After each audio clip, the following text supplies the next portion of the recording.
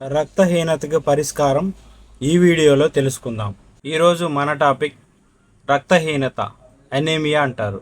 శరీరంలో రక్తం తగ్గిపోతే అలసట, తల తిరగడం, బలహీనత వస్తాయి. ఆయుర్వేదంలో దీనికి ఉసిరి పొడి చాలా మంచిది అని భావిస్తారు. ఉసిరిలో సహజంగా విటమిన్ సి మరియు ఐరన్ ఉండి రక్తం పెరగడానికి సహాయపడుతుంది. ఇది శరీరానికి శక్తి ఇచ్చి ఇమ్యూనిటీని కూడా పెంచుతుంది.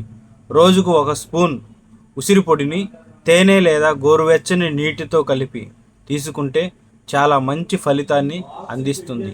Thank you for watching. Please share and subscribe.